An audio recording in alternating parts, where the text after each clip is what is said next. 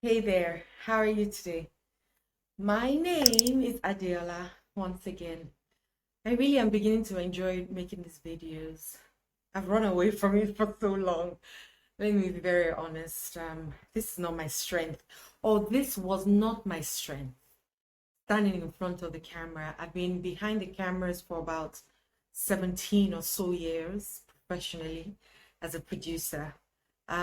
But here I am now in front of the cameras. I used to be very scared, really. I felt like, would I say the right things? I lacked the confidence to be on in front of the camera. So maybe I could have been a superstar in a different way now. However, this is my time to shine. What about you? How was your day? I'm not sure what time you're watching this video, but how is your day? How has your evening been? Is everything okay? Are you doing well? I really like to hear from you. I want you to send me messages. Um, we've had a wonderful series on telling a powerful story about yourself, and we talked about the 5 W's: the who, the what, the where, the when, and the why. Okay? I know there's an H, but I changed that how to who also, so that you stay in constant creation mode. Today, we're talking about fear and 3 steps to working with fear, because I don't think we can overcome fear. I think fear is my friend, because fear is trying to tell me something. It's trying to tell me that I need to get better at something. I mean, it's like if fear was removed from us completely, people will be putting their hands in fire. People will see danger and walk right into it. So I really don't want fear to be removed from me or overcome. I want fear to stay, but I want to be able to manage it appropriately and use it to my best interest and not to my detriment, if you get what I mean. So, like I said, fear is my friend. And so, fear, maybe what I want to then say is the fear in taking action. Now, I know that a lot of people are afraid of failure, right?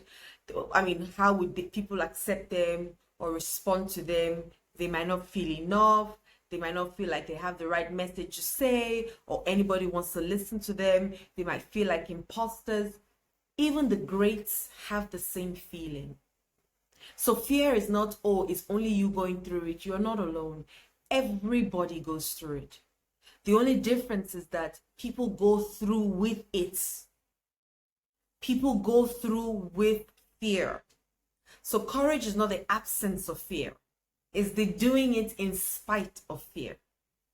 And like I said, fear is actually your friend. So if you look at it like that, failing is a lesson. People are also afraid to win as well, to succeed. Because when they succeed, what if when they succeed, imagine now all the things that I'm wishing for. Imagine I get them.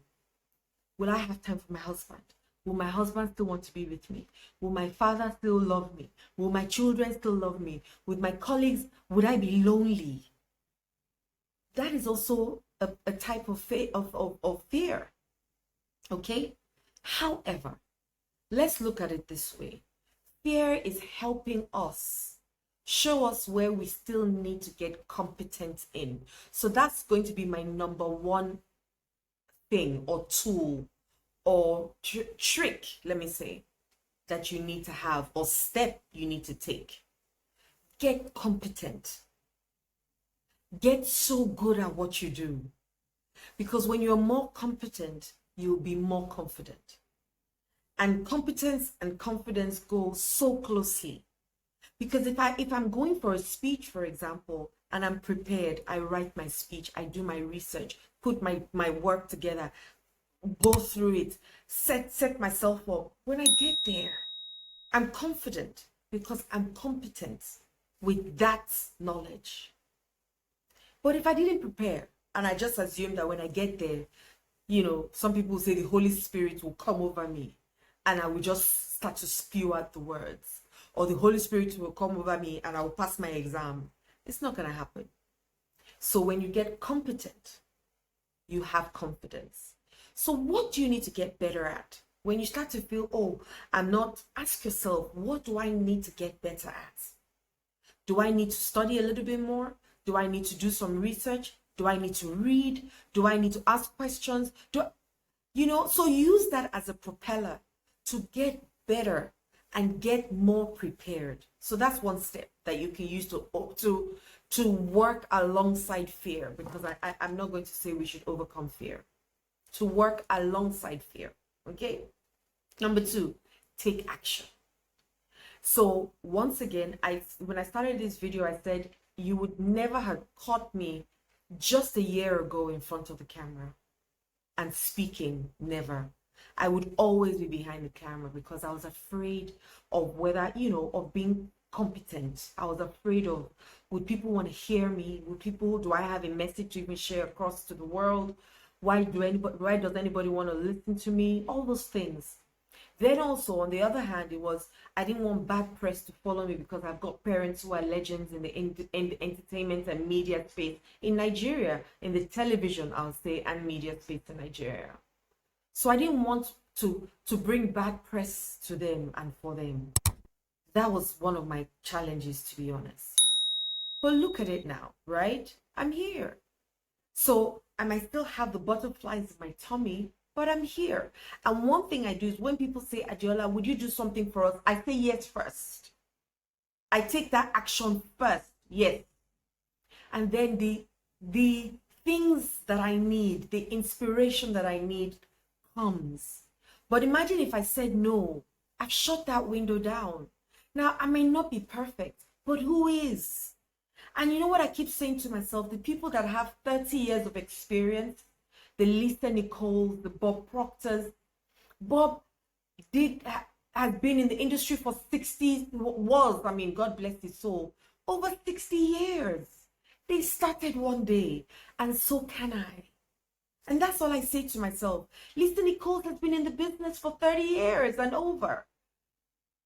I have colleagues, Praise Forward. He's been there for over 20 years. So why do I want to then now say, oh, I may not be as good as them yet. And that's good enough for me because there's room for improvement. And that's what I want to say as well today. You need to get to that point where you take action. Face it and say yes first. And the opportunities, the resources, everything will follow. That's another step to working alongside fear. And the last one is community. Who do you spend time with? Who do you speak to? Who do you share your dreams and goals with? Be careful, because you can share it to the wrong people, especially when you share it to people. I listened to a book and the writer said, you get opinions. If a failure goes to people for opinions, but a successful person goes to people for I'm coming, it'll come for experience. Yes. So your opinion, you've never done it before, so your opinion is I can't do it.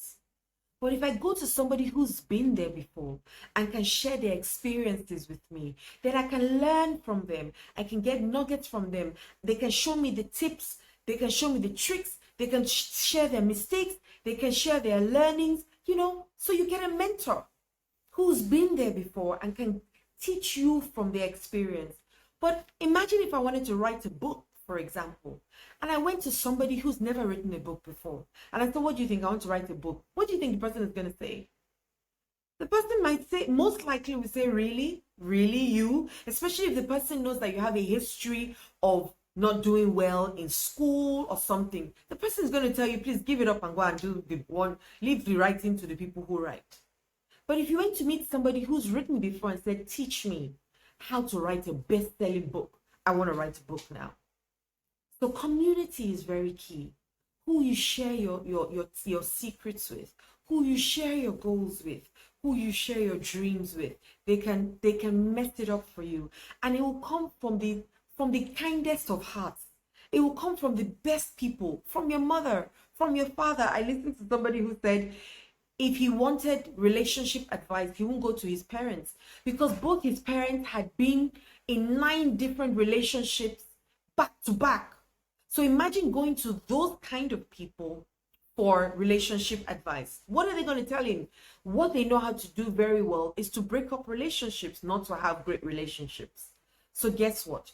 Look for people who have done what you want to do, and go and ask them to teach you and help you.